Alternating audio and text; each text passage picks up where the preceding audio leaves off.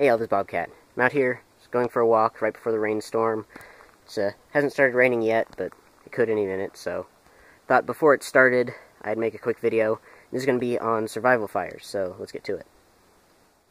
So we'll start with what I got going right now, which is I just cleared a spot on the ground, down to bare dirt, cleared all the pine needles away. It's about 4 feet wide by 3 feet long. It's, I just made sure it's not under any plants like that one, or that big tree there, or this one here, that are all dead. Just so I'm not going to start anything on fire. On to fuels, and to start I've got some Fatwood that I cut off of a tree I found. It fell across the path. That's not a piece, this is. So, just got this Fatwood. I'm going to use that. I'm going to use a lighter today, just for ease of video. Got a pine cone here. Then, going to go find some kindling, so I'll show you how to do that. So I'm a few feet away. I found this little tree here that kind of died. It got smothered by this oak tree, I think. And, it's old and dead, so I'm just going to gather a few handfuls of branches from this one. All of them are smaller than a pencil, or pencil size, at least. Grab some from this one. Oh, that one's still alive, never mind. This one, these are low-hanging. This is a live tree, but these branches are dying. These will just fall off anyway, so I'll grab these. There we go. There's some decent tinder.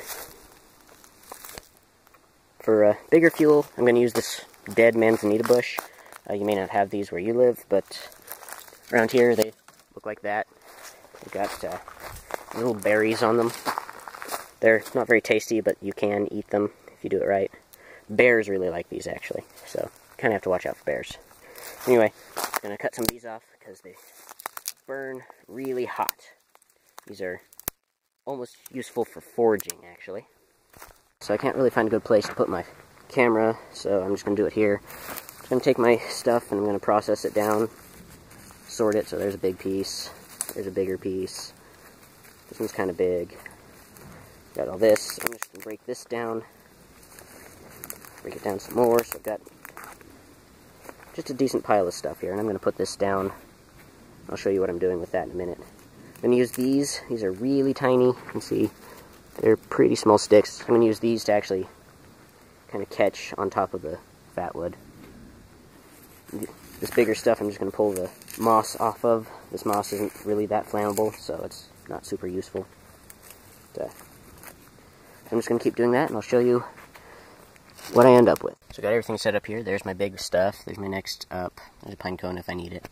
Over here I've got this piece of Fatwood feathered. If you don't know what that means, you can refer to my other Fatwood video. Put a link. Then here I've got some little shards of Fatwood, some dried stuff, and my light twigs. So, here's how I'm going to go about starting. Alright, here we go. So you can see, here's my tinder pile. These, fell apart. Oh well. Smash it back up. Alright, here we go. So light my Fatwood. Burn. There we go. Set that there. So it's burning. Take my smaller tinder, put it on top. And it's catching. So there we go. Put some bigger stuff. Didn't even need the pine cone. Oh, how about that? There we go. I don't want to smother it, so don't really want to put anything too thick on it. There we go. So that's how you make a survival fire. I'm going to put this out before anyone gets worried. So this is Bobcat, and hope you stay safe in the woods. I'm out. Thanks for watching Bobcat in the Woods. If you like what you saw, go ahead and give it a thumbs up, and if you want to be notified when I put out my next video, go ahead and subscribe. While you're doing that, I'm going to cross that log.